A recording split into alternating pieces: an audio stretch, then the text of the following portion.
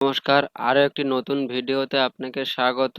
আজ আমরা দেখব কিভাবে আপনি সিএসসি সাফার আইডি থেকে আপনি ট্রেনের টিকিট বুক করেছিলেন, সেই ট্রেনের টিকিটটা বুক করেছিলেন, আপনি ওয়েটিং টিকিট বুক করেছিলেন, বা ওয়েটিং না হলেও আপনি কোনো না কোনো কনফার্ম টিকিট হয়তো কেটেছিলেন কোনো না কোনো সময় আইআরসিটিসির তরফ থেকে, সেটাকে ক্যান্সেল করা হয় বা অটোমেটিক সেই টিকিটটা ক্যান্সেল হয়ে যায়। এবং অটোমেটিক টিকিটটা ক্যান্সেল হয়ে গেলে আপনি টাকাটা কিভাবে রিফান্ড পাবেন, কি পদ্ধতি আছে, সমস্ত পদ্ধতিটাই কিন্তু আমরা প্রথম থেকে শেষ পর্যন্ত এই ভিডিওতে দেখে নেওয়ার চেষ্টা করব। তো ভিডিওটি সম্পূর্ণ দেখতে থাকবেন, তাহলে কিন্তু আপনারা অতি অবশ্যই সবটাই বুঝতে পারবেন।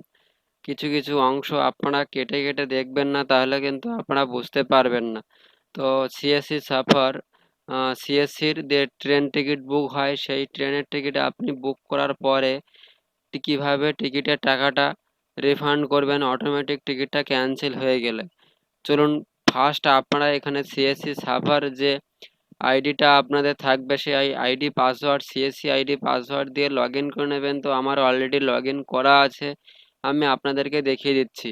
লগ ইন করা আছে। এবার আমরা এখানে হিস্টোরিতে আসবো, হিস্টোরিতে এসে ট্রেনে আসবো। ট্রেনে আসার পর এইখানে দেখুন upcoming journey, train history, complain, cancel ticket, refund সবটাই কিন্তু এখানে আছে। তো এখান থেকে আমরা কি করব, ক্যান্সেল টিকিটে ক্লিক করব। ক্যান্সেল টিকিটে ক্লিক করলে দেখবেন এখানে কিন্তু আমাদের কোনো কিছু শো হচ্ছে না, কোনো ডেটা কিন্তু এখানে আমাদের নেই। আবারও হিস্টোরিতে যাব, ট্রেনে ক্লিক করব, করার পর এখানে রিফান্ডে ক্লিক করব। রিফান্ডে ক্লিক করলে দেখবেন এখানে কি আছে, এখানেও কিছু কিন্তু নেই। রিফান্ড বলতে এর আগে আমরা একটা টিকিট বুক করেছিলাম, সেটাকে ক্যান্সেল করেছিলাম, আমরা নিজেই ক্যান্সেল করেছিলাম, সেটাই কিন্তু এখানে শো হচ্ছে। তাছাড়া কিন্তু অন্য কিছু আর এখানে শো হচ্ছে না। তো এই অবস্থায় আপনি কি করবেন, কাস্টমার কিন্তু আপনাকে বা প্যাসেঞ্জার যে যার টিকিট ছিল সে কিন্তু আপনাকে বারবার বলবে যে আমার টিকিটের টাকাটা ফেরত দিন, টিকিটের টাকাটা ফেরত দিন। বারবার কিন্তু আপনাকে এই কথাটা সে বারবারই বলবে। তো আপনার কাছে টাকাটা না আসলে আপনি তাকে কিভাবে টাকাটা ফেরত দেবেন, সে কিন্তু বুঝবে না যে আপনার ওয়ালেটে বা আপনার কাছে টাকাটা এসেছে কিনা। তো সেই জন্য আপনারা কি করবেন, সেই জন্য এখানে আপনারা কোনো কিছুই দেখতে পাচ্ছেন না, খুঁজে পাচ্ছেন না। তো সেই জন্য আপনারা ব্রাউজারে আরও একটি নতুন পেজ খুলে নেবেন। নতুন পেজ খুলে নেওয়ার পর এখানে সার্চ করবেন এজেন্ট ইন্টারফেস। এজেন্ট ইন্টারফেস লিখে সার্চ করে নেবেন। করে নেওয়ার পর এখানে দেখবেন প্রথমেই যে লিঙ্কটা আসবে, আপনারা এখানে দেখতে পাচ্ছেন এজেন্ট ইন্টারফেস হোম পেজ, এখানে কিন্তু একবার ক্লিক করবেন। এখানে একবার ক্লিক করলে কিন্তু এর যে অফিসিয়াল সাইট সেটা কিন্তু খুলে যাবে, এজেন্ট ইন্টারফেস অ্যাপ্লিকেশন বলে এখানে কিন্তু খুলে গেছে। তো এখানে আপনারা আগে একবার কিন্তু লগ ইন করেছিলেন। আপনাদের যখন ফার্স্ট নতুন আইডি হয় তখন আইডি অ্যাক্টিভ করতে গিয়ে কিন্তু এখানে আপনাদেরকে কেওয়াইসি করতে হয়েছিল। ঠিক একই রকমভাবে এখানে কিন্তু আপনার যে সিএসসির আইআরসিটিসির যে আইডি আছে WCSC দিয়ে শুরু, সেই আইডিটা এখানে বসাবেন এবং আইআরসিটিসির সিএসসি সাফারের যে পাসওয়ার্ড সেটা কিন্তু এখানে বসিয়ে ক্যাপচা কোডে ক্লিক করবেন, করে আই অ্যাকসেপ্ট ক্লিক করে লগ ইন করে নেবেন। তো আমি এখানে আমার আইডি পাসওয়ার্ড দিয়ে নিয়ে আপনাদেরকে দেখাচ্ছি। তো এখানে সমস্ত ডিটেলসটাই দিয়ে নিয়েছি, নেওয়ার পর এখানে লগ ইনে ক্লিক করলাম। লগ ইনে ক্লিক করলে দেখবেন লগ ইন হয়ে গেল। দেখুন এখানে কিন্তু লগ ইন হয়ে গেল। লগ ইন হয়ে যাওয়ার পর এখানে আমাদের কি কাজ, এখানে কাজ হচ্ছে ইনকোয়ারিজ, এখানে ক্লিক করব। ইনকোয়ারিজ এখানে ক্লিক করার পর এখানে ওটিপি ফর রিফান্ড এখানে কিন্তু ক্লিক করব।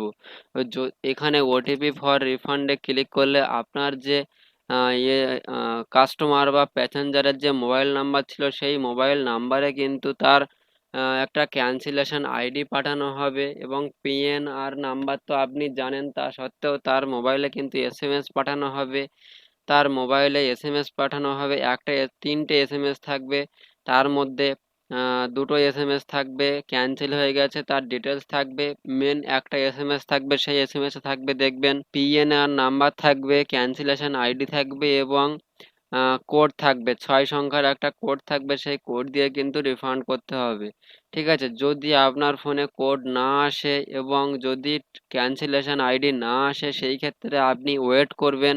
যে সময় টিকিটটা ক্যান্সেল হয়েছে তার 24 থেকে 48 ঘন্টা কিন্তু ওয়েট করবেন। ওয়েট করলে কিন্তু আপনি ক্যান্সেলেশন আইডি পেয়ে যাবেন এবং ক্যান্সেলেশন আইডি না পেলে কিন্তু আপনি এই কাজটি করতে পারবেন না। ক্যান্সেলেশন আইডি যদি আপনার না পেয়ে থাকেন, 24 ঘন্টা থেকে 48 ঘন্টা হয়ে গেছে, সেই ক্ষেত্রে আপনি কি করবেন? সেই ক্ষেত্রে আপনি cancel ticket status, cancel ticket স্ট্যাটাসে এখানে ক্লিক করবেন। ক্যান্সেল টিকিট স্ট্যাটাসে এখানে ক্লিক করলে দেখবেন নতুন কিন্তু একটা নতুন ইন্টারফেস খুলে যাবে, অর্থাৎ মেন পেজ এখানে খুলে যাবে। পিএনআর নাম্বার এখানে বসাবেন, বসানোর পরে আপনি কিন্তু এখানে নিচে শো হবে, ঠিক আছে? তো এখানে আমরা পিএনআর নাম্বার কিন্তু বসিয়ে নিচ্ছি। পিএনআর নাম্বার কিন্তু এখানে বসিয়ে নিয়েছি, নেওয়ার পর এখানে সাবমিটে ক্লিক করলাম। সাবমিটে ক্লিক করলে দেখুন এখানে কিন্তু পেজ লোডিং নিল। লোডিং নেওয়ার পর দেখুন এখানে কিন্তু চলে এসছে ক্যান্সেলেশন আইডি, কিন্তু এখানে আমাদের দিয়ে দিয়েছে, পিএনআর নাম্বার এসেছে, ট্রেন নাম্বার এসেছে, কোথা থেকে কোথায় টিকিট ছিল সেটা কিন্তু এখানে এসেছে, এবং রিফান্ড অ্যামাউন্ট কত টাকা রিফান্ড পাবো সেটা কিন্তু এখানে চলে এসছে। টিকিট অ্যামাউন্ট কত ছিল সেটা এখানে চলে এসছে। ডেট অফ ক্যান্সেলেশন, ক্যান্সেলেশনটা ডেট কখন ক্যান্সেলেশন হয়েছে সেটা কিন্তু এখানে চলে এসছে। Cancellation status waiting list cancellation বলে এখানে কিন্তু দিয়ে দিয়েছে, অর্থাৎ ক্যান্সেলটা কী কারণে হয়েছে সেটা কিন্তু এখানে দিয়ে দিয়েছে। এবার এখানে ক্যান্সেলেশন আইডি সবটাই কিন্তু আপনারা এখানে দেখতে পাচ্ছেন, ঠিক আছে? যদি আপনি এখানে পিএনআর নাম্বার দিয়ে এখানে যদি আপনার শো হয় নো ইনভ্যালিড ডাটা বা বিভিন্ন রকম যদি লাল কালারের ইরোর দেয়, সেই ক্ষেত্রে আপনি একটু ওয়েট করবেন, 24 থেকে 48 ঘন্টা ওয়েট করবেন, তাহলে কিন্তু আপনি এই ক্যান্সেলেশন আইডি পেয়ে যাবেন। এসএমএসও আপনার রেজিস্টার যে প্যাসেঞ্জারের মোবাইল নাম্বার দেওয়া ছিল সেই মোবাইল নাম্বারে পেয়ে যাবেন, অথবা আপনি এখানে পিএনআর নাম্বার দিয়ে এখানে সাবমিট করলে কিন্তু এখানে অটোমেটিক দিয়ে দেবে ক্যান্সেলেশন আইডিটা, ঠিক আছে? তো এভাবে ক্যান্সেলেশন আইডি আপনি বের করতে পারবেন। এবার আপনি আবার ইনকোয়ারিজে যাবেন, যাওয়ার পর এখানের ওটিপি ফর রিফান্ড এইখানে ক্লিক করবেন। তাহলে এখানে কিন্তু আপনি পিএনআর নাম্বার বসাবেন এবং ক্যান্সেলেশন আইডি পাঠাবেন। তো পিএনআর নাম্বার এখানে কিন্তু বসিয়ে দিচ্ছি আমি। পিএনআর নাম্বার বসিয়ে দেওয়ার পর এখানে ক্যান্সেলেশন আইডিটা এখানে বসিয়ে দেবেন। ক্যান্সেলেশন আইডি এখানে আমি বসিয়ে নিচ্ছি। এখানে পিএনআর নাম্বার, ক্যান্সেলেশন আইডি সবটাই বসিয়ে নিয়েছি। নেওয়ার পর এখানে ভেরিফাই ওটিপিতে ক্লিক করলাম। ভেরিফাই ওটিপিতে ক্লিক করলে কিন্তু দেখবেন এখানে লোডিং নিল। লোডিং নেওয়ার পর এখানে ওটিপি কোডটা কিন্তু বসানোর জায়গা কিন্তু চলে এসছে, আগে কিন্তু ছিল না। যেই আমরা পিএনএর নাম্বার এবং ক্যান্সেলেশন আইডি দিয়ে সাবমিট করলাম, সেই কিন্তু এখানে ওটিপি কোডটা বসিয়ে দিতে বলছে। তো ওটিপি কোড এখানে কিন্তু 6 সংখ্যার ওটিপি কোড আপনার আসবে, সেই 6 সংখ্যার ওটিপি কোড কিন্তু এখানে বসিয়ে দেবেন। তো এখানে 6 সংখ্যার ওটিপি কোড কিন্তু এখানে বসিয়ে দিচ্ছি। 6 সংখ্যার ওটিপি কোড বসিয়ে দেওয়ার পর এখানে সাবমিটে ক্লিক করলাম। দেখুন সাবমিটে ক্লিক করলে এখানে কিন্তু লোডিং নিচ্ছে পেজটা, ঠিক আছে? দেখতে পরবর্তীতে দেখবো আমরা কি দেখাচ্ছে এর পরের স্টেপে আমাদের, ঠিক আছে? তো এখানে দেখুন এখানে ওটিপি ইজ সাকসেসফুলি ভেরিফাইড, এখানে ওটিপি ইজ সাকসেসফুলি ভেরিফাইড দিয়ে দিয়েছে। দেওয়ার পর এখানে কিন্তু আমাদের আর এখানে কোনো কিছু দেখাচ্ছে না, বা কোনো কিছু আমাদের কিন্তু এখন শো হচ্ছে না, ঠিক আছে? তো এবার আমরা কিন্তু সিএসসির যে আমাদের আইডি আছে, সিএসসি আইডি অর্থাৎ ডিজিটাল সেবা আমাদের যে পোর্টাল আছে, সেই পোর্টালটা কিন্তু আমরা লগ ইন করে নিচ্ছি। লগ ইন করে দেখবো ওখানে কিন্তু আমাদের টাকাটা রিফান্ড হয়েছে কিনা। তাহলে সিএসসির ডিজিটাল সেবা পোর্টাল কিন্তু আমি লগ ইন করে নিচ্ছি। আপনারা দেখতেই পাচ্ছেন এখানে কিন্তু লগ ইন করে নিলাম আমি, ঠিক আছে? তো লগ ইন করে নিচ্ছি। লগ ইন হয়ে গেল আমাদের, দেখতেই পাচ্ছেন এখানে লগ ইন হয়ে গেছে। লগ ইন হয়ে যাওয়ার পর এখানে নিচের দিকে স্ক্রল করব। নিচের দিকে স্ক্রল করার পর দেখুন এখানে কিন্তু আমাদের কোনো টাকা কিন্তু এখনো পর্যন্ত অ্যাড হয়নি। লাস্ট ট্রানজাকশন কিন্তু 10 তারিখে আমরা করেছি, আজ কিন্তু 11 তারিখ। সেই জন্য আমরা এখানে কিন্তু দেখতে পাচ্ছি না যে কোনো লাস্ট ট্রানজাকশন কিন্তু আমাদের আজ এখনো পর্যন্ত হয়নি। আমরা সকালে কিন্তু এই কাজটা করছি, 11 তারিখ সকালে। তো এখানে দেখুন লাস্ট 10 তারিখ ট্রানজ্যাকশন শো হচ্ছে, 11 তারিখের কোনো ট্রানজ্যাকশন এখানে শো হচ্ছে না। তাহলে রিফান্ডের টাকাটা আমরা কখন পাবো সেটা কিন্তু এখনো কোনো ক্লিয়ার নেই। ওখানে কিন্তু আমাদের সাকসেসফুল দিয়ে দিয়েছে, আপনারা এখানে দেখতেই পেয়েছেন। ওটিপি ইজ ভেরিফাইড সাকসেসফুলি এখানে কিন্তু দিয়ে দিয়েছে, ঠিক আছে? তো এবার আমাদের কিছু সময় ওয়েট করতে হবে, তাছাড়া কিন্তু আমাদের আর কোনো কাজ বা কোনো কিছু আমাদের কিন্তু করণীয় নেই। আমরা কিছু সময় ওয়েট করি, তারপর আমরা দেখব যে টাকাটা কখন অ্যাড হচ্ছে, ঠিক আছে? তো আমরা কিছু সময় ওয়েট করে নিচ্ছি। তাহলে ডিজিটাল সেবা কিন্তু আমরা লগ ইন করে নিয়েছি, দেখতেই পাচ্ছেন এখানে কিন্তু ডিজিটাল সেবা আমি লগ ইন করে নিয়েছি। লগ ইন করে নেওয়ার পর এখানে যে ব্যানারটা থাকবে সেটাকে ক্লোজ করে দিন। দেওয়ার পর এখানে নিচের দিকে আমরা স্ক্রল করব, নিচের দিকে স্ক্রল করার পর রিসেন্ট ট্রানজাকশনে চলে যাব। দেখুন রিসেন্ট ট্রানজাকশনে চলে আসলাম। রিসেন্ট ট্রানজাকশনে চলে আসার পর দেখতে পাচ্ছেন 2980 টাকা কিন্তু আমাদেরকে রিভার্সাল দিয়েছে, অর্থাৎ ব্যাক দিয়েছে। আমাদের যেটা পেন্ডিং এ ছিল সেটা কিন্তু ব্যাক দিয়ে দিয়েছে। এটা কিন্তু আমরা 4 দিন পর কিন্তু এই টাকাটা পেয়েছি। আপনি আইআরসিটিতে কল করলে অথবা আপনি সিএসসি ডিএম এর সাথে কল করলে বা এসএমএস করলে, তাদের সাথে যোগাযোগ করলে তারা কিন্তু আপনাকে সময় দেবে 7 দিন, অর্থাৎ 7 ওয়ার্কিং ডেজ এর মধ্যে কিন্তু আপনার টাকা ঢুকে যাবে। এটা কিন্তু আপনাকে বারবারই তারা জানাবে।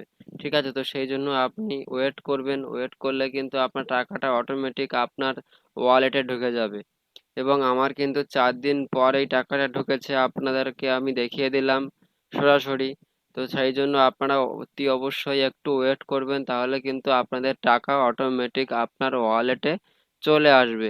কিভাবে আপনি টিকিটটা ক্যান্সেল করবেন এবং সেই টাকাটা কিভাবে আপনি টাকাটা ফেরত পাবেন, সমস্ত তথ্যটাই কিন্তু আমরা আজকের এই ভিডিওতে দেখিয়ে দিলাম।